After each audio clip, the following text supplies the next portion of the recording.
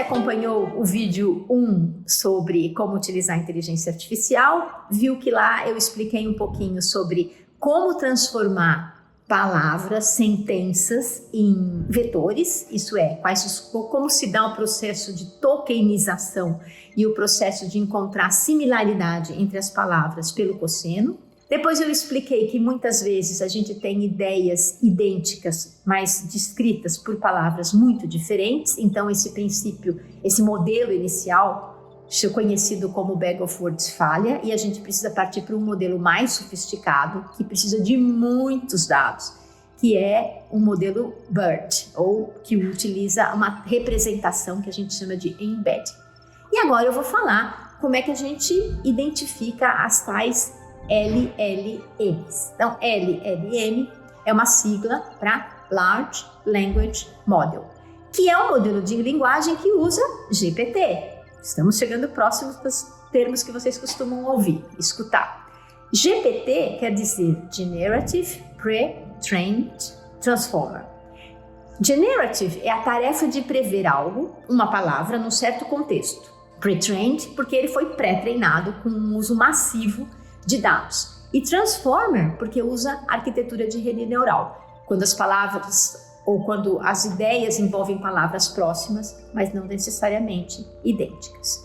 Então, como é que essa coisa funciona, né? Então, a gente tem um algoritmo de machine learning, ou de aprendizado de máquina, que é alimentado com quantidades enormes de dados.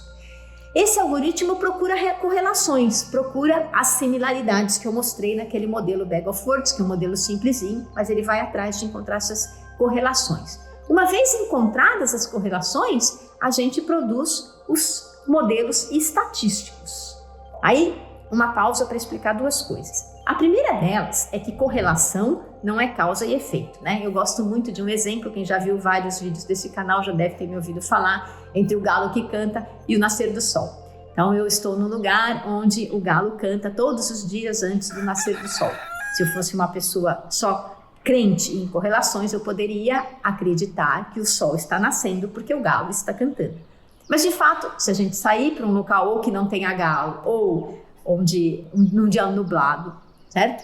Ou mesmo sem galo nenhum cantando, o sol vai nascer, ou o galo pode se fartar de cantar e num dia nublado a gente não vai ver o sol nascer. Então, correlação, causa e efeito são duas coisas distintas. Mas aqui, na inteligência artificial, elas são usadas para criar modelos estatísticos.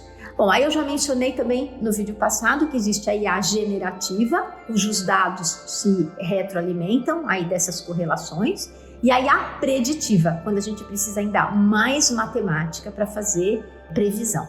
Então, como é que isso funciona, né? Na IA generativa, a gente também tem que tomar cuidado com uma coisa que se chama de loop de feedback, né? Então, eu tenho um certo número de dados, esses dados vão alimentar a minha pesquisa, então eu vou lá, na minha ferramenta de IA preferida, tem um prompt, eu faço uma pergunta, ele vai olhar para esses dados e vai criar mais dados a partir desses. E aí, dependendo de como essa coisa evoluir, esses dados que foram gerados a partir dos dados iniciais também passam a ser dados novos que vão entrar na procura de próximas informações. Então, se eu partir de dados muito ruins, eu vou gerar o que se chama a mão cada vez mais torta, né? Então, eu gero um dado ruim que vai se juntar com aquele, esse conjunto contaminado vai gerar mais dados e assim por diante. É por isso, por exemplo, que nunca uma ferramenta de IA vai responder não sei, ela vai dar uma resposta, nem que seja uma resposta muito errada. E uma das coisas que é muito comum de ver são referências em artigos que simplesmente não existem. Ela juntou coisas e criou uma referência falsa. Muito bem, eu disse que para a gente ir para a tal da IA preditiva, a gente precisava mais matemática, né? Então, essas técnicas de machine learning, elas vão diminuir drasticamente o tempo de descobertas, mas a gente tem que tomar muito cuidado para não trocar ciência por conclusões apressadas, que são só conclusões algorítmicas que não foram testadas empiricamente. Então, vamos lá falar um pouquinho sobre a previsão.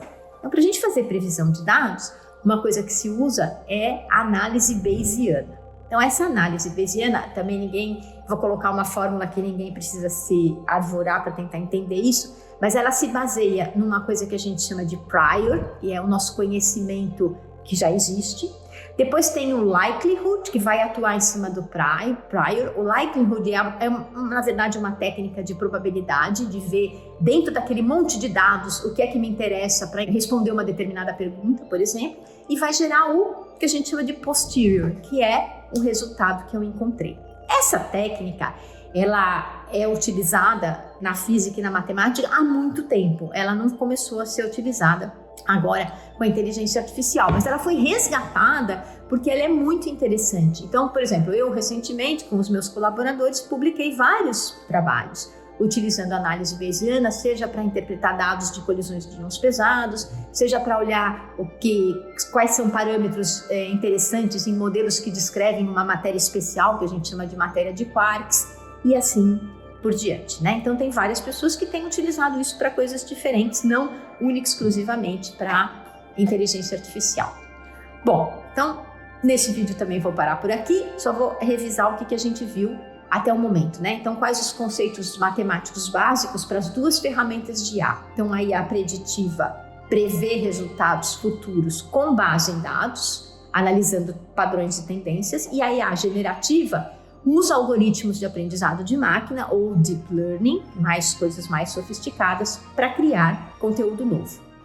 Ok, mas quais são então os perigos reais dessa revolução matemática na nossa vida?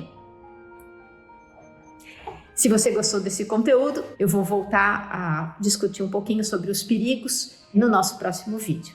Apoie sempre as mulheres na ciência.